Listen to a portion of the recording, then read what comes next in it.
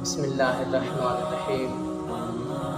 آج ایسا زمانہ آ گیا ہے کہ لوگ ایک چیز، ایک نبی کی سنت کو زندہ کر رہے ہیں، دوسرے نبی کی سنت کو قتل کر رہے ہیں۔ آپ سوچ رہے ہوں گے کہ یہ کیا ماجرا ہے۔ دیکھیے کہ آج قربانی والے دن لاکھوں کی تعداد میں، کروڑوں کی تعداد میں لوگوں نے قربانیاں کی۔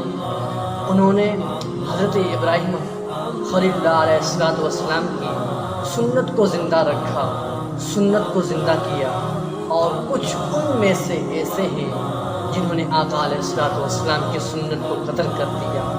انہوں نے اپنی داڑیاں منڈوا لی، اللہ اکبر، پھر کہتے ہیں کہ ہمارے اوپر عذاب آ جاتا ہے، ہماری دعائیں قبول نہیں ہوتی، ہمارے دل کے اندر تقویٰ نہیں ہے، ہمارے اولاد ہماری عزت نہیں کرتی، وہ ہماری بے عزتی کرتی رہتی ہے۔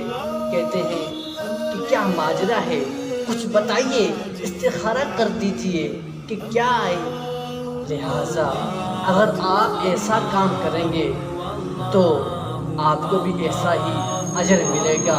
اگر کام آپ اچھا کریں گے تو آپ کو اچھا ہی صلہ ملے گا، جیسا کہ اللہ تعالیٰ نے فرمایا، الذی خلق الموت والحیات لیبلوکم ایکم احسن عملا۔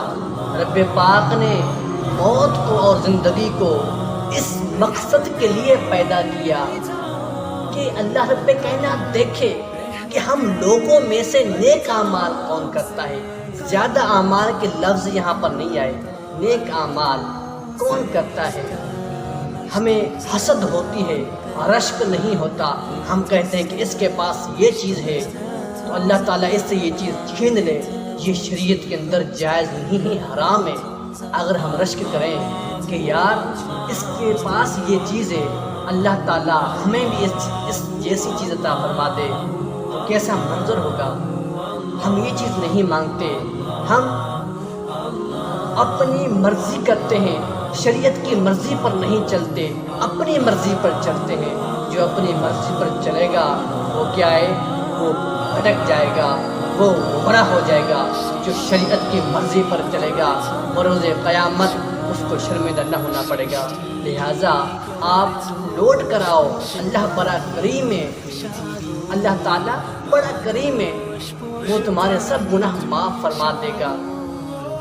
یا ایھا الانسان ما غرک بربک الکریم، اے بھٹکے ہوئے انسان تو واپس آ جا، تیرا رب بڑا کریم ہے۔